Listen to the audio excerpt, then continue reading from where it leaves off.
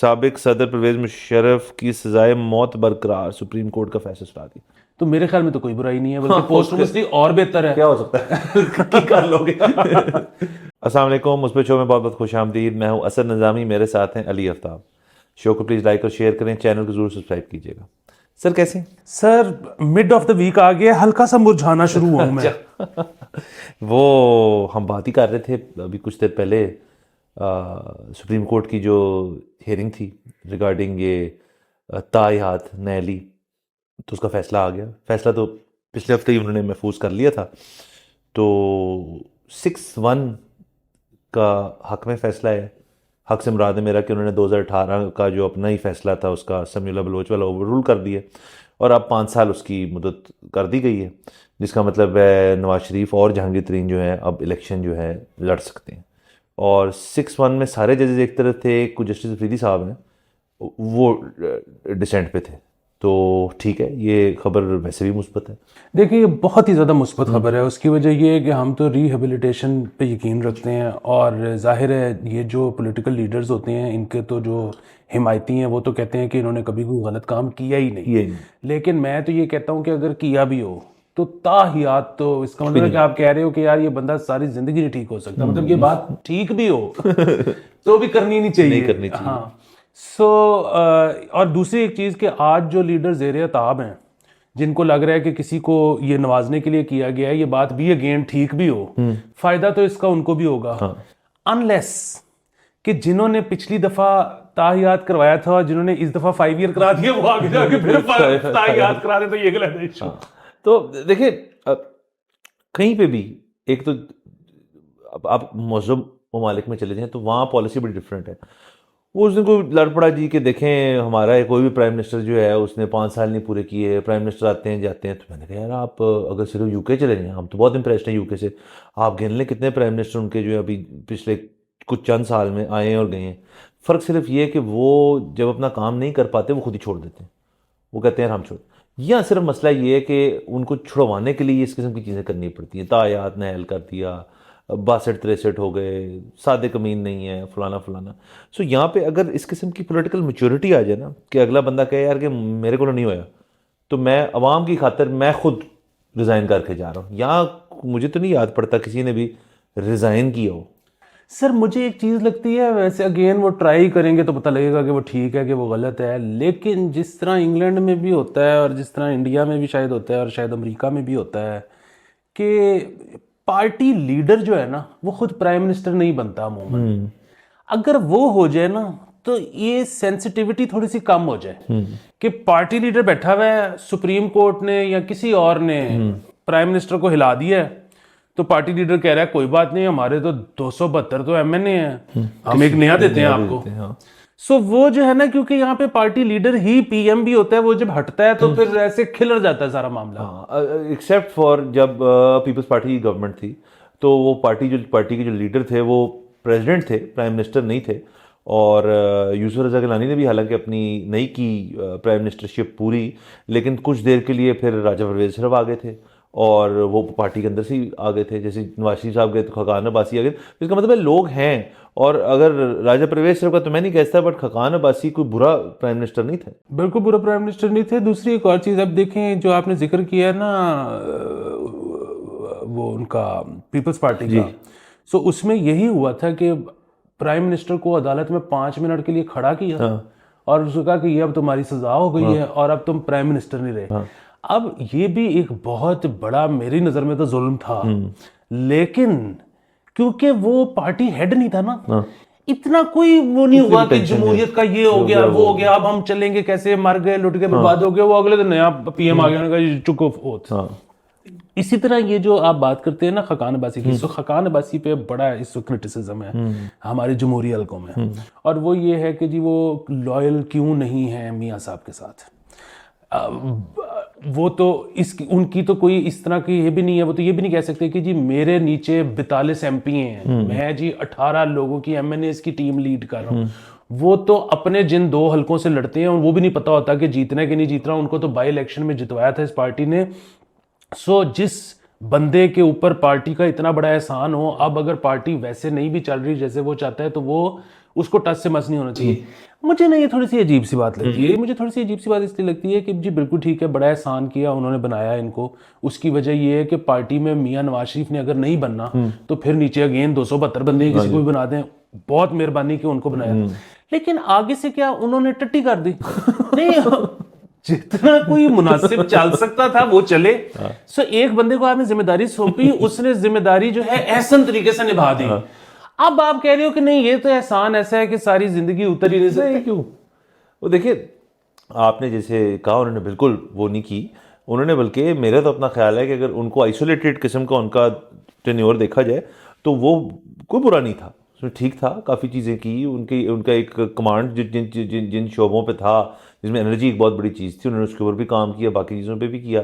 बल्कि अभी मैं रिसेंटली वो किसी पॉडकास्ट पे आए हुए थे तो मैंने उनका उस पर भी सुना था, तो वो कह रहे थे कि PIA का मुझे पता है कैसे उसको ठीक करना है, उन्होंने एग्जैक्टली बता दिया कैसे करना है, खुद भी उनको तजर्बा है इस चीज़ का, तो उनको यूटिलाइज करना चाहिए था मेरे ख्याल में।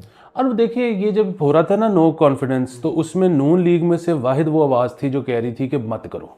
ठीक, और सचिन अब हाइंडसाइड में आप जाएं तो बात उनकी ठीक थी एक लिहाज से। हाइंडसाइड में क्या, हम भी उस वक्त यही कह रहे थे कि ना करो, हम ज़ाहिर नून लीग के नहीं है, लेकिन हम या कर भी लिया तो फॉरेन इलेक्शन में चले जाओ, लेकिन उन्होंने दोनों चीज़ें नहीं की और वो पुठी पे आ गई।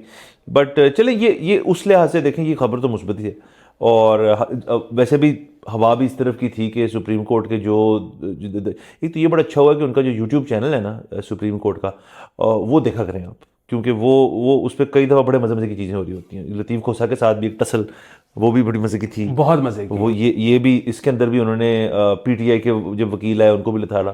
फिर आपको ये समझ आती है कि जो अटॉर्नी जनरल होता है, AGP जो होता है, वो उसको खड़ा करके फिर वो बाकायदा एक टू एंड फ्रो जो होता है, मतलब चीज़ें देखनी चाहिए, ये सिर्फ सुर्खियों में नहीं पढ़नी चाहिए। अगर आप खुद बैठ के देखें तो आप सारी चीज़ फॉलो कर जाते हैं। बिल्कुल, उसकी वजह है कि सुर्खियों में कई बार मिस भी हो जाती है। अब वो जो इनका खड़ाक था ना आपस में चीफ जस्टिस और खोसा का, वो बहुत मजे का था। सो जस्टिस साहब ने कहा कि इनके नाम, आप अपने नाम के साथ सरदार ना लगाएं।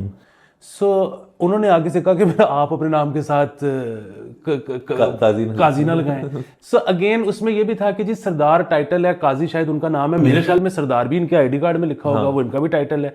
दूसरी कि इस पे तो मुझे कि किसी दिन कोई ये लोअर कोर्ट में पिटिशन ना जमा करवा दे कि जी ये काजी साहब का हमने कंडक्ट देखा है, हमें काजी नहीं लगे, इनको चाहिए नाम बदले। हाँ नहीं, और वो फिर असल में ये हो जाता है ना, जब सुप्रीम कोर्ट की खूबसूरती ये है कि जो जज साहिबान होते हैं वो भी एक बड़े लर्नड, बड़े सीजनड और बड़ी देर बाद मेहनत करके जजशिप से आए होते हैं। मुमकिन होगा किसी ज़माने में वकील भी हों, लेकिन जो उनके सामने वकला आते हैं वो सुप्रीम कोर्ट का वकील को एमी वकील नहीं होता। फिर वो देखे ना, अब उसने खड़े होकर कहा रोस्टर पे कि मैं 50 साल का मेरा एक्सपीरियंस है, आप मुझे बोलने तो दें, हाँ मुझे। लेकिन अब कोई बड़ा वकील खोसे जैसा या सलमान अकरम राजा जैसा या कोई और वकील इस किस्म की बात करे आगे से किसी लोअर कोर्ट में, तो हमें समझ आती है कि जज भी ज़रा सा होएगा, लेकिन सुप्रीम कोर्ट में जब आप बात कर रहे हैं तो चीफ जस्टिस सामने बैठा है तो वो भी फिर आगे से करेगा। इसलिए मैं कह रहा हूँ कि ये बहुत अच्छा आइडिया था इसको लाइव करने का, प्रोडक्शन क्वालिटी बेहतर हो सकती है। बट चलें वो किसी और दिन उसके ऊपर बात करेंगे। तो अच्छा है, आगे चलते हैं। अदालत पे ही रहे, एक और फैसला आया मुशर्रफ साहब वाला। ओ हाँ जी, हाँ जी बिल्कुल बिल्कुल बिल्कुल। वो जी कह रहे हैं कि साबिक सदर परवेज मुशर्रफ की सजाए मौत बरकरार, सुप्रीम कोर्ट का फैसला सुना दिया। तो ये भी एक चल रहा था मामला, तो ठीक है, इसमें तो कोई ऐसी बात नहीं है। लोग ज़रा मुझे पता टची हो जाते हैं जो मुशर्रफ साहब के फैंस हैं, और बहुत सारे लोग हैं जो कहते हैं जी कि ये जो उस वक्त के हालात थे और मौजें थी वो मीडिया वो ला के दिया, उन्होंने ये कर दिया वो कर दिया, लेकिन फिर उनको थोड़ा बारीकी में जाना चाहिए मेरे ख्याल में। हाँ देखिए, बात बड़ी सीधी सी है कि मुझे तो इस बात में, इसमें ना दो पहलू हैं। एक तो ये कि जी पोस्टह्यूमसली देनी चाहिए सजा कि नहीं। हाँ। तो मेरे ख्याल में तो कोई बुराई नहीं है, बल्कि पोस्टह्यूमसली और बेहतर है। क्या हो सकता है कर लोगे। दूसरी चीज ये है कि जी इसमें वो कहते हैं कि अच्छा जिस कानून के तहत आपने, मतलब उन्होंने इमरजेंसी लगाई तो वो जो भी मसाइल क्रिएट किए, सो आप डिक्टेटर को सजा दे देते हो, आप जो उसके साथ लोग होते हैं इनेबलर्स उनको नहीं देते, कि मतलब वो सियासी लोग जिन्होंने इसके मुशर्रफ के दौर में ओथ लिए वो आज भी पॉलिटिकल सिस्टम का हिस्सा है, तो उनको आप क्यों नहीं देते सजा। अच्छा अब अगेन फिर वही बात है कि वो अगर आपने उनको सजाएं देनी शुरू कर दी तो वो फिर जो जमहूरियत प्रो जमहूरियत लोग हैं ना, उनकी लॉजिक ये है, वो कहते हैं कि जी सियासतदान का काम है सियासत करना, सियासतदान का काम है स्पेस बनाना, मार्शल लॉ में ही क्यों ना हो।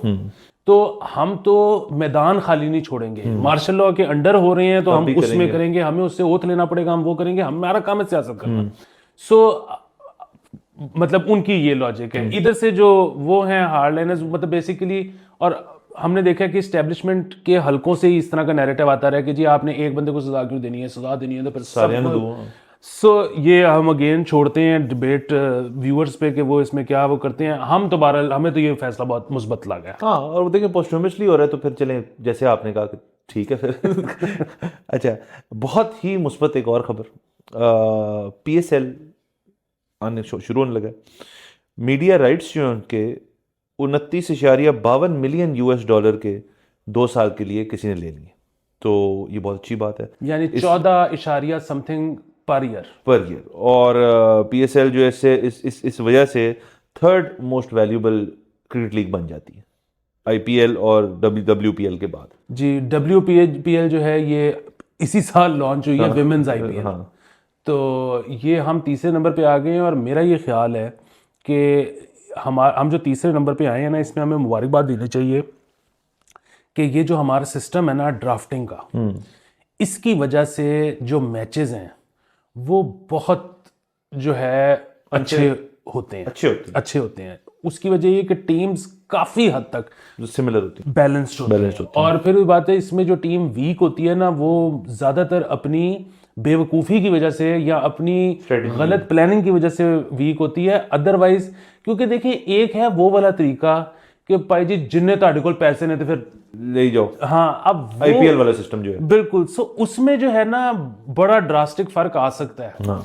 ये हमारा जो तरीका है ना, मेरे ख्याल में इसकी वजह से ये अभी तक बहुत कंपेटिटिव है, और जब कंपेटिटिव है तो फिर इसका मतलब है कि लोग उसको देखना पसंद करते हैं। और IPL देखें अब तो बड़ी देर से चल रहा है, उसके अंदर बड़ी चीज़ें हुई हैं, बड़े सीजन्स हुए हैं, बहुत एवोल्यूशन आई है उसके अंदर, और ज़्यादा सारे बड़े प्लेयर उसमें खेल रहे हैं क्योंकि पैसा ज़्यादा है।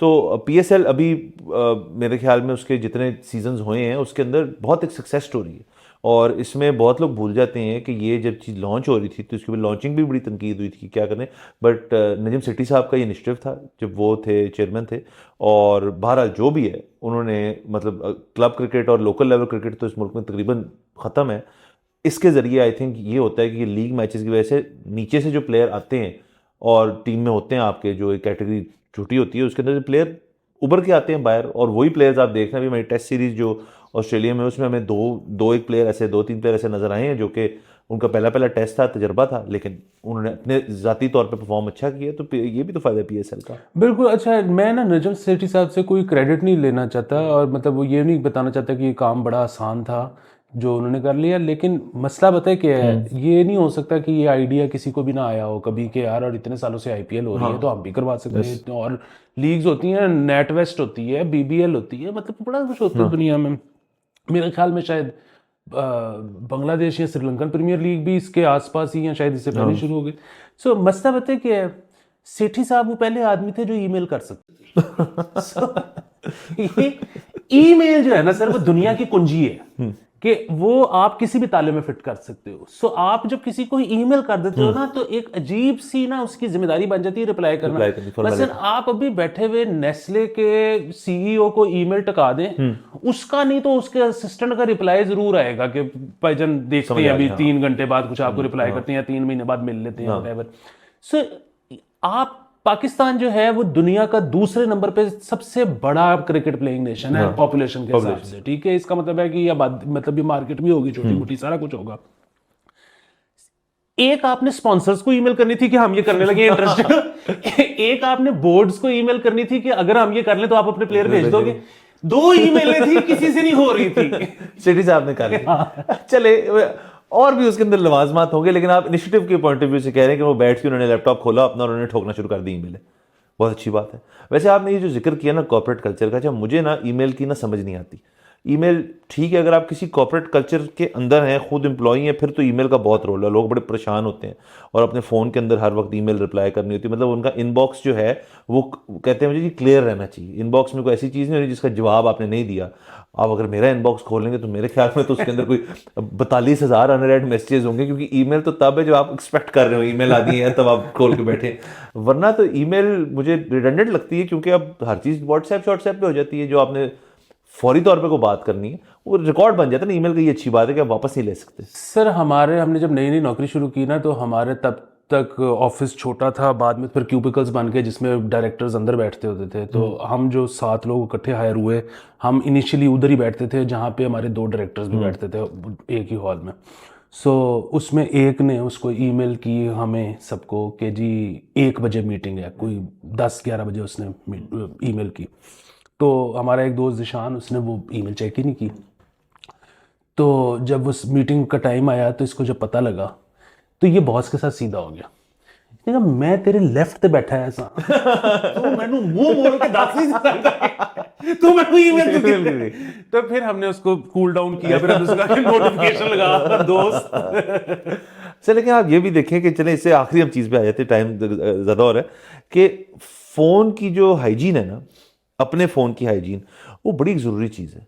आप जितना उसको छोड़ दें, व्हाट्सएप कई दफ़ा बड़ी तादाद बन जाती है आपके 100 की, फिर वो छोटे से लाल वो दायरा सा आ जाता है, उसके अंदर लिखा होता है कि 45 आपके मैसेजेस हैं, जो कि फजूल किस्म के होते हैं। लेकिन आप अगर आदत बना लें कि यार मैंने क्लियर रखना है, तो फिर ये इस तरह की चीज़ें शायद ना हो। फ़ोन की हाइजीन भी होनी चाहिए, जो अमूमन लोग जो हैं वो नहीं करते। बिल्कुल। बहरहाल टाइम ख़त्म हो जाता है, और नेक्स्ट एपिसोड में आपसे फिर मुलाकात होगी। खुदा हाफिज़।